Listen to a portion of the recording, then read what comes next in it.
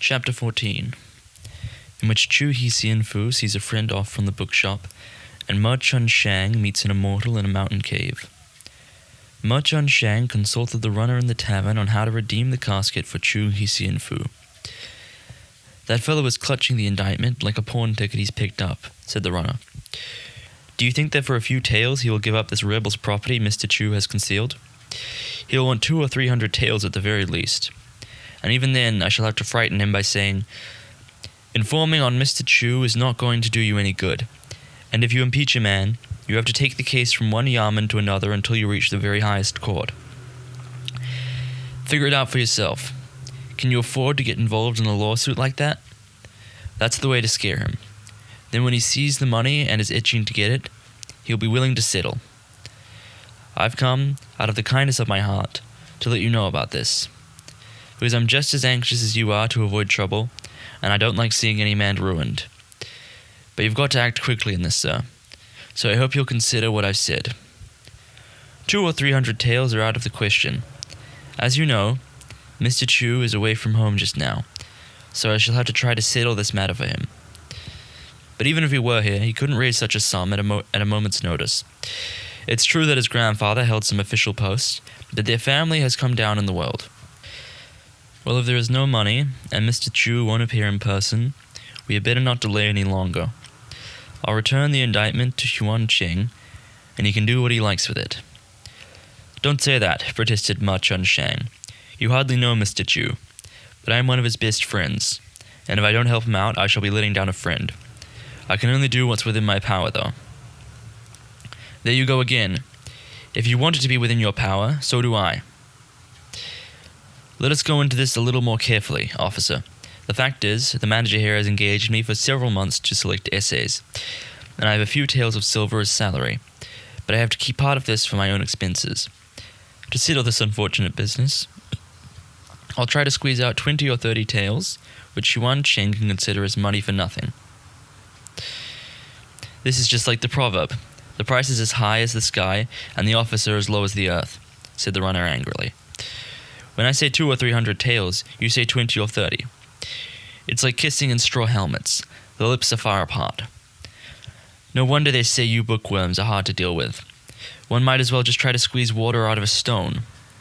Well, I should have minded my own business instead of coming here to let myself in for this old wives' gabble." He stood up, apologized to Mr. Ma for troubling him, said goodbye, and started out. Ma Chun-shang pulled him back. "Let's sit down and talk this over," he said. "Don't be in such a hurry. Did you think I was lying to you just now? It's a fact that Mr. Chu is not at home. It's not as if I had gotten wind of this and hidden him so that I could bargain with you. Besides, as a man who lives in this district, you ought to know him, and Mr. Chu is not very open-handed. How can I be sure that he'll pay me back? Still, if I let this matter take its course, I shall be sorry later. In a word, both you and I are outsiders. I count it my bad luck that I'm involved. But you must do your best to help as well. If I supply the money and you supply the labor, we can consider we've done a very good deed between us. It's no use if the two of us start wrangling." "Now, Mr. Ma," said the runner, "I don't mind whether you pay the money or he pays it. Being in the same line, you're as close as sock and boot. But you've got to make it within my power to help. Let's be frank and put all our cards on the table. A few dozen taels are not going to settle anything. I tell you straight out, if you haven't got 300, you must at least have 200 before we can talk. It's not that I want to make things difficult for you, but what use are 5 or 10 taels?" When Ma Chun-shang saw that the runner meant business, he was very alarmed. "My salary is only a few hundred taels, officer, and that's the truth," he said. "I've already spent a few taels, and must keep a few more for my journey to Hangzhou. Though I turn my pockets inside out, the very most I can raise is 92 taels. If you don't believe me, come to my lodgings and see for yourself. You can search my luggage and cases, and if you find a single cent, I'm not a man. That's the truth of the matter, and it's not up to you to help us. If you really can't, then there's nothing more I can do, and Mr. Chu will just have to curse his fate." "Sir," said the runner, "I see you are a loyal friend, and we servants of the law have hearts as well. If even mountains and rivers meet at last, it is only right for men to help each other. The trouble is that scurvy slave has set such a high price on the casket, I don't know if I can talk him around. The runner paused for a moment as if to think. I've another idea, he went on. As the proverb says, scholars express their friendship on paper. Now that Yuan Ching has kidnapped the slave girl, and this other thing has cropped up, it doesn't look as if Mr. Chu will get her back. Why not write a marriage certificate stating that he has paid you 100 taels as the price of the girl? With these 90-odd taels of yours, that will make nearly 200. And though these 200 don't actually exist, it will be enough to stop the scoundrel's mouth. What do you think of that? It is all right as far as I am concerned. If you can play your part, there is no difficulty about the certificate. I'll see to that. Thus the matter was decided, and after paying the bill at the tavern, Ma Chun Shang went back to his lodgings to wait. Pretending to have gone to meet Yuan Ching, the runner took a long time to return to the bookshop, when Mr. Ma showed him upstairs. The trouble I've had over this, declared the runner. That slave kept demanding 1,000 or 800 taels as if he had me at his mercy, claiming Mr. Chu should pay him as much as his family's worth. I lost my temper in the end and threatened to take him to the court. First we'll try you for kidnapping Xuan Hung, I told him. We'll report the case to the magistrate and have you thrown into gaol. Then we'll see how you set about accusing people there. That frightened him into listening to me. So I tricked him into giving me his casket, which is downstairs in the shop. If you'll be good enough to write the certificate and count out the silver, I will send in a report to close his case and see that he clears off, so that this trouble won't crop up again. You have done very well. I've already written the certificate. Mo Chun Shang handed the silver and the certificate to the runner, who, having counted the money and found that it came to 92 taels exactly, took the casket upstairs and gave it to Mr. Ma, then went away with the silver and the certificate. The runner's first action on reaching home was to hide the certificate and make out a bill covering the money Yuan Ching had borrowed from him, as well as his board and lodgings, and count expenses. This bill came to over 70 taels of silver, leaving Yuan Ching about a dozen taels only. He complained that this was too little. You kidnapped a maid, retorted the runner. That's a criminal offense, and if I hadn't covered up for you, the magistrate would have broken your legs, you dog. I get you a wife and all this money for nothing, yet instead of thanking me, you demand more silver. Come on. I'll take you to the magistrate to get a few dozen strokes for kidnapping, while Xuan Hung goes back to the Chu family. Let's see how you like that.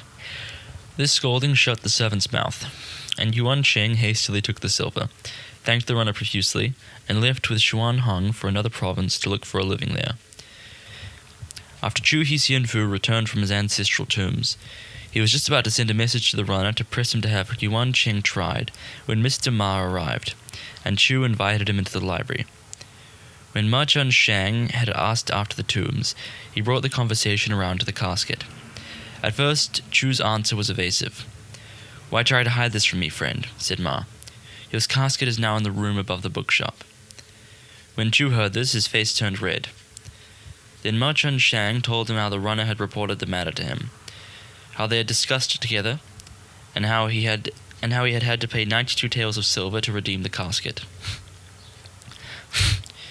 Luckily all is well now, he said.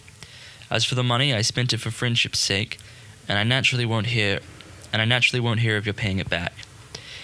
But I had to tell you this so that you can send a man to my lodgings tomorrow to fetch the casket. Break it or burn it, but don't leave it about to cause more trouble. Deeply moved, Chu Hsienfu straightway placed a chair in the middle of the library, forced Mr. Ma to sit on it while he bowed to him 4 times. Then he asked him to wait while he told his wife what had happened. Mr. Ma has proved a true scholar and a friend, he told her. What character, what courage. How lucky I am to have such an honest man and true gentleman for a friend. My uncles befriended many people, but all of them showed up badly in the end. If they could have heard what Mr. Ma said just now, they would surely die of shame. With heartfelt gratitude, his wife prepared a meal for Mr. Ma, then sent a servant back for him to fetch the casket and destroyed it. The next day, Ma came to say goodbye, since he was leaving for Hangzhou. We have only just got together, said Chu. Why must you leave so soon? I worked as an editor in Hangzhou before the bookshop here invited me to compile this work. And now that I have finished this task, there is nothing to keep me here. If your work is done, why not move into my humble house, so that I can listen to your instructions morning and evening? This is not yet the time for you to entertain guests. Besides, all the Hangzhou bookshops are waiting for me to select examination papers, and I have other unfinished business there. It can't be helped. I must go. But whenever you have time, why not pay a visit to the West Lake? The fine scenery should add to your inspiration. Unable to prevail on him to stay, Chu wanted to keep him to a farewell feast, but Mr. Ma declined. I must say goodbye to other people too, he said. He rose to go, and Chu saw him to the door. The next day, Chu wrapped up 2 taels of silver and took these with some ham and other delicacies to Literary Ocean Bookshop to say goodbye, taking home 2 volumes of the newly published examination papers. Mo Chun Shang traveled by boat to Broken Bay, where he asked his way to Literary Expanse Bookshop, which was under the same management as Literary Ocean. He put up there. One day, after he had been there for some time without receiving any essays to edit, he put some money in his pocket and set out to visit the lake. The West Lake had some of the finest scenery in the world. Everyone knows of the quiet seclusion of the monastery of Ling Yin or the elegance of Tian Chu Monastery. But you have only to go out through Qian Tun Gate and past Shen Ying Monastery along Su Avenue to see Golden Sand Bay stretched out before you and the Thunder Peak Pagoda. Well, as soon as you reach the Monastery of Pure Compassion, for several miles every 5 steps brings you to a pavilion, and every 10 steps to an arbor. There are gilt galleries, and there thatched cottages and bamboo fences. Here peach vines vie with willows. There mulberry trees and flax overspread the plain. Dark trade signs flutter above the wine shops, and red charcoal glows in the tea-house stoves, while men and women stream by, on pleasure bent, to throng the countless taverns and music halls. Mo Chun Shang set off alone through Qian Ting Gate, a little money in his pocket. He drank a few bowls of tea in a tavern and sat before the triumphal arch overlooking the lake to watch boat after boat of countrywomen on pilgrimages. Their hair was combed high, and most of them wore blue or green. Though the younger women favored red silk skirts, the most comely had round white faces and high cheekbones. But quite a few had scars, pockmarks, ringworm, and scabs. 5 or 6 boats passed in the time for one meal, and the women were followed by their husbands, carrying umbrellas and a change of clothes. Once ashore, they made their way to the various monasteries. Not finding much of interest here, Mo Chun Shang got up and walked nearly a mile further.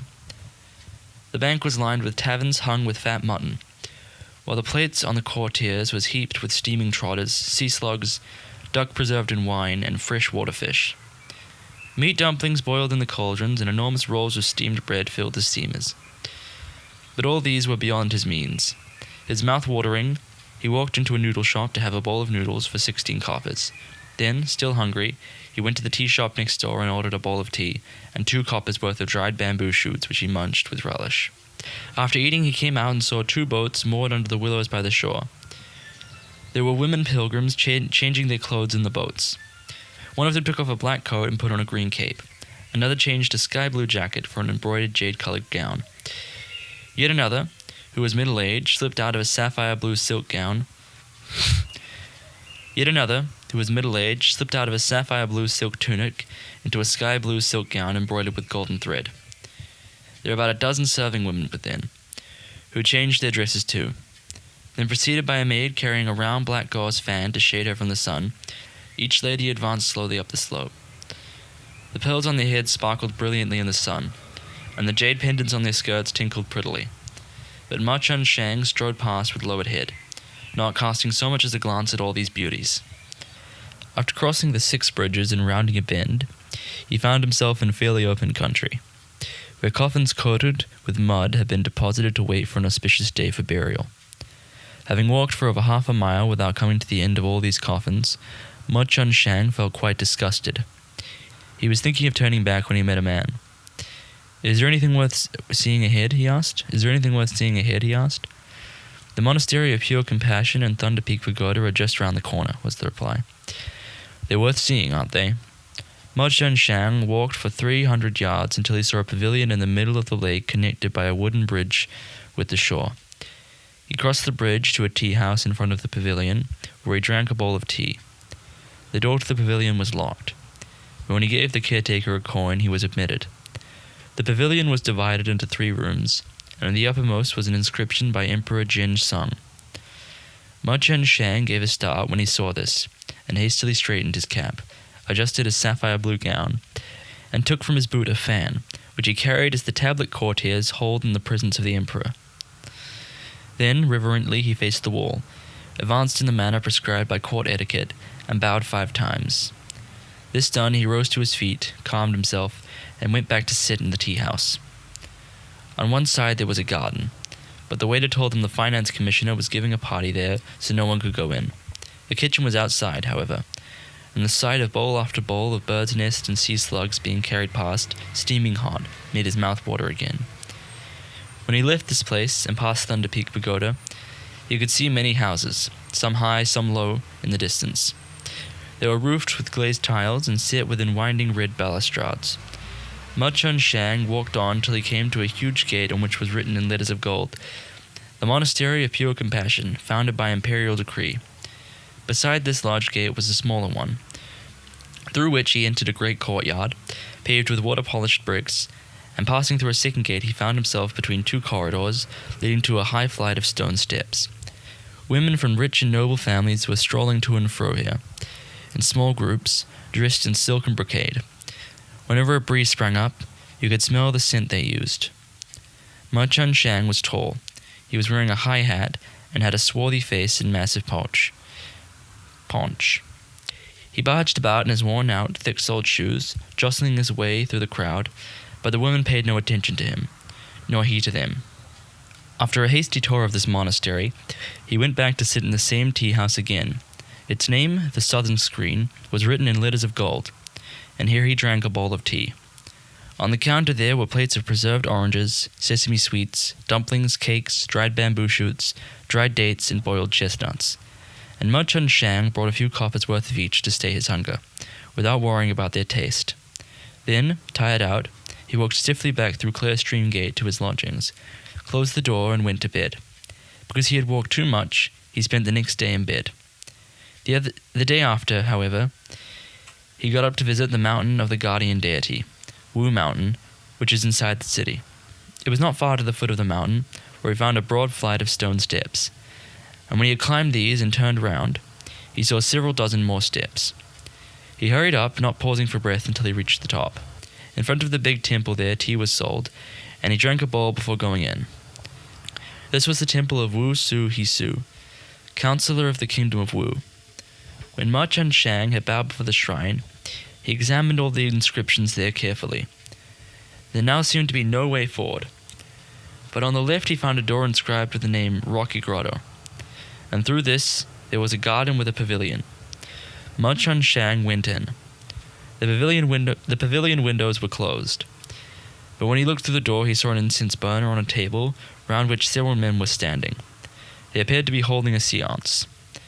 They must be asking some spirit whether or not they will pass the examinations, thought Ma Chun-shang. I may as well go in myself and ask. When he had stood there for some time, he saw a man kowtow, then rise. "We have called up a poetess," called his companions. At this, Ma Chun-shang smiled contemptuously. "Is it Li Ching-chow?" asked one. "Is it Su Zhao-lan?" asked another. "No," cried a third, and clapped his hands. "It is Chu Shu-chin." Whoever these spirits may be, thought Ma Chun-shang, I doubt if they determine official careers. I had better be going.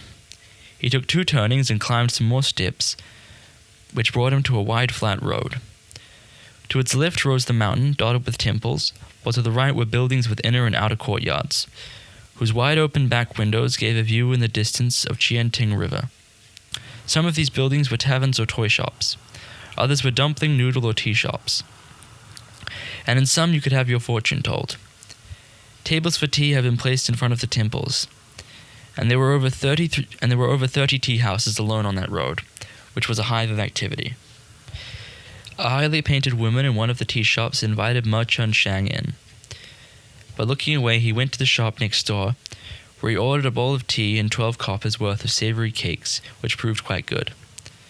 Continuing up the road, he reached a large and magnificent temple built to the guardian deity, and into this he marched to have a look around.